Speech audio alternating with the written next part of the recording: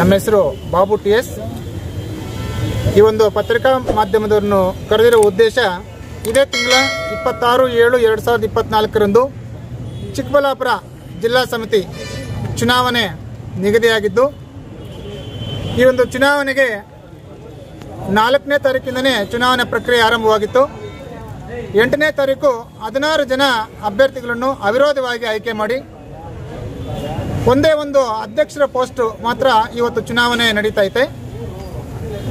ಈ ಒಂದು ಚುನಾವಣೆ ಪ್ರಕ್ರಿಯೆ ಯಾವ ಥರ ನಡೀತಾ ಇದೆ ಅಂದರೆ, ನಡೀತಾ ಇರೋದು ಕ್ರಮ ಸಂಖ್ಯೆ 1 ಮತ್ತು 2ಕ್ಕೆ ಮಾತ್ರ ಇಬ್ಬರು ಅಭ್ಯರ್ಥಿಗಳಿಗೆ ಒಂದೇ ಪೋಸ್ಟು 2 ಅಭ್ಯರ್ಥಿಗಳಿಗೆ ಚುನಾವಣೆ ನಡೀತಾ ಇದೆ.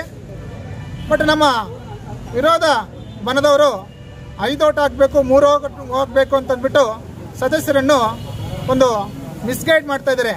ಯಾವುದೇ ಚುನಾವಣೆ ಪ್ರಕ್ರಿಯೆ ಅವರು ಚುನಾವಣೆ ಆಫೀಸರ್ಗೆ ಫೋನ್ ಮಾಡಿ ಯಾವುದೇ ನಿಯಮ ತಗೊಂತೀರಾ ಅವರು 5 ಓಟ್ ಹಾಕಬೇಕು 3 ಓಟ್ ಹಾಕಬೇಕು ಅಂತಂದ್ಬಿಟ್ಟು ಸದಸ್ಯರಿಗೆ ಮಿಸ್ಗೈಡ್ ಮಾಡ್ತಾ ಇದ್ದಾರೆ. ಅದೇ ಥರ ಕಳೆದ 6 ವರ್ಷಗಳಿಂದ ನಮ್ಮ ಜಿಲ್ಲಾ ಕಮಿಟಿಯಿಂದ ಈ ಚಿಕ್ಕಬಳ್ಳಾಪುರ ಜಿಲ್ಲಾ ಮಟ್ಟದಲ್ಲಿ ಯಾವುದೇ ಒಂಥರ ಒಂದು ಗ್ರಾಹಕರಿಗೆ ಮತ್ತು ಗುತ್ತಿಗೆದಾರರಿಗೆ ತೊಂದರೆ ಆದಂಥ ಪಕ್ಷದಲ್ಲಿ ನಮ್ಮ ಸಂಘ ಇದೆ, ನಾವು ಬಗೆಹರಿಸ್ತೀವಿ ಅಂತಂದ್ಬಿಟ್ಟು ಯಾರು ಮುಂದೆ ಬಂದಿಲ್ಲ. ಅಧಿಕಾರಿಗಳಿಗೆ ನಮ್ಮ ಜಿಲ್ಲಾ ಕಮಿಟಿ ಇದೆ ಅಂತಲೇ ಯಾರಿಗೂ ಭಯ ಇಲ್ಲ. ಅವ್ರಿಗೆ ಇಷ್ಟಕ್ಕೆ ಬಂದ ಕಾನೂನು ಮನ ಬಂದಂಗೆ ಮಾಡ್ತಾ ಇದ್ದಾರೆ. ಯಾವುದೇ ಒಂದು ಜಿಲ್ಲಾ ಕಮಿಟಿಗಳಲ್ಲಿ ಹೋಗಿ ಅಲ್ಲಿ ಕಸನೂ ಗುಡಿಸ್ತಾ ಇಲ್ಲ. ಮೊನ್ನೆ ಎಲೆಕ್ಷನ್ ಆಫೀಸರ್ ಬಂದಿದ್ರು, ಏನಪ್ಪ ನಿಮ್ಮ ಜಿಲ್ಲಾ ಕಮಿಟಿ ಕಸ ಗುಡಿಸೋರು ಇಲ್ಲ ಅಂತಂದ್ರು. ಆ ಮಟ್ಟದಲ್ಲಿದೆ. ಯಾವುದೇ ಒಂದು ನಮ್ಮ ಜಿಲ್ಲಾ ಕಮಿಟಿಯಿಂದ ಸದಸ್ಯರಿಗೆ ಒಂದು ರೂಪಾಯಿ ಒಂದು ನಯ ಪೈಸೆ ಅನುಕೂಲ ಆಗಿಲ್ಲ.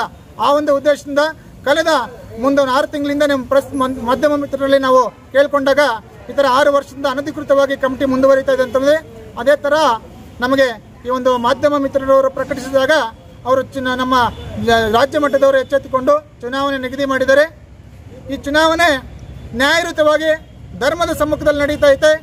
ಈ ಚುನಾವಣೆಗೆ ಮುಂದಿನ 3 ವರ್ಷಗಳ ಆಯ್ಕೆ ಪ್ರಕ್ರಿಯೆ ಹೆಂಗಿರಬೇಕಂತಂದ್ರೆ ನಿಷ್ಠೂರವಾಗಿ ಕಠೋರವಾಗಿ ಅಧಿಕಾರಿಗಳ ಜೊತೆ ಮಾತಾಡಿ ನಮ್ಮ ಸದಸ್ಯರಿಗೆ ಅನುಕೂಲ ಮಾಡಿಕೊಡ್ಬೇಕು. ಒಂದು ಚಿಕ್ಕಬಳ್ಳಾಪುರದಿಂದ ಇಡೀ 4 ಚಿಕ್ಕಬಳ್ಳಾಪುರ, ಚಿಂತಾಮಣಿ, ನಮ್ಮ ಬಾಗೇಪಲ್ಲಿ, ಗುಡಿಬಂಡೆ ಮತ್ತು ಗೌರಿಬಿದನೂರು, ಚಿಡ್ಲಘಟ್ಟ ಇಷ್ಟು ತಾಲೂಕು ಒಳಗೊಂಡಿದೆ. ಎಲ್ಲ ಆಫೀಸುಗಳಲ್ಲಿ ಸಹ ಅಧಿಕಾರಿಗಳು ಅಟ್ಟಹಾಸ ಆಗಿಬಿಟ್ಟಿದೆ. ಅವ್ರನ್ನ ಪ್ರಶ್ನೆ ಮಾಡುವ ನಮ್ಮ ಗುತ್ತಿಗೆದಾರ ಸಾಮಾನ್ಯ ಗುತ್ತಿಗೆದಾರ ಮಾಡೋಕ್ಕಾಗಲ್ಲ, ನಮ್ಮ ಜಿಲ್ಲಾ ಕಮಿಟಿಯಿಂದ ಮಾಡಬೇಕು. ಆ ಕೆಲಸ ಮಾಡ್ತಾ ಇಲ್ಲ. ಆ ಒಂದು ಉದ್ದೇಶಕ್ಕೆ ನಾವು ಈ ತಿಂಗಳ 26/7/2024 ಚುನಾವಣೆಗೆ ಅಧ್ಯಕ್ಷ ಸ್ಥಾನಕ್ಕೆ ಅಭ್ಯರ್ಥಿಯಾಗಿ ಸ್ಪರ್ಧೆ ಮಾಡ್ತಾ ಇದ್ದೀನಿ.